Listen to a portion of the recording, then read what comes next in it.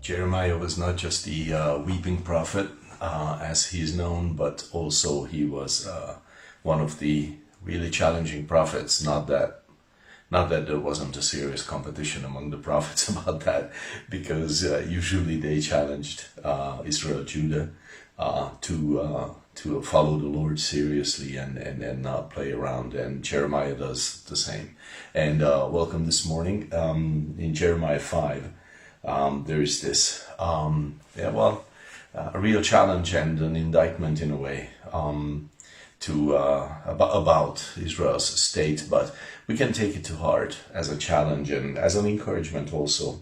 Roam to and fro through the streets of Jerusalem, and look now and take note and seek in her open squares if you will find a man, if there is one who does justice, who seeks truth, then I will pardon her. God is saying, just find one man, just one person who does justice, seeks truth, just one. And then if you do, I'll pardon the city. But God is basically saying there is none. There is not one. And I think this is a very good question, even today, for all of us, as far as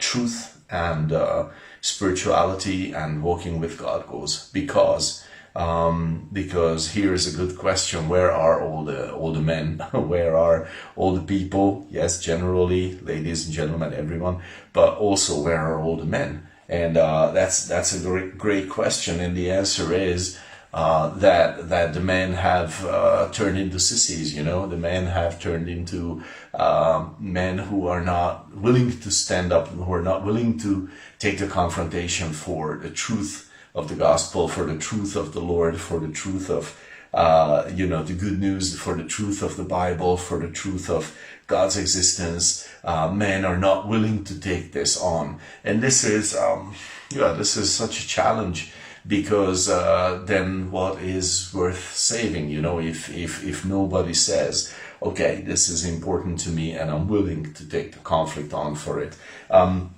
It reminds me of that verse in Psalm 76, verse 5, kind of an odd way to say it, but I think it's very fitting.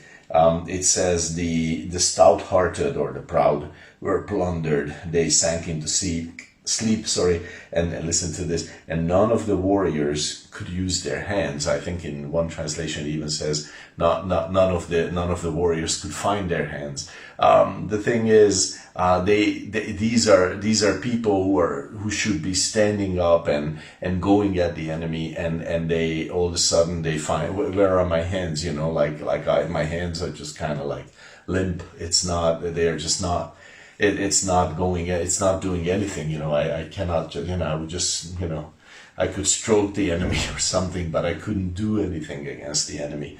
And this is a lifetime of choices where I, as a believer, if I as a believer make choices over my lifetime to go the way of least resistance, to never stand up for the truth, then this is where I will end up. One day the enemy will come in like a flood, and I'm going to raise my hands finally to fight, and my hands will be like this, and God forbid that would be the case, because our world, our cities need men and women who are willing to say, yeah, I'll take that confrontation. The Lord is precious. The Word of God is precious. The Spirit of God is important to me. My church is dear to me, and yeah, I'll stand up and fight for that, because that matters to me. So I hope that does encourage your heart, not just challenge, and God bless your day.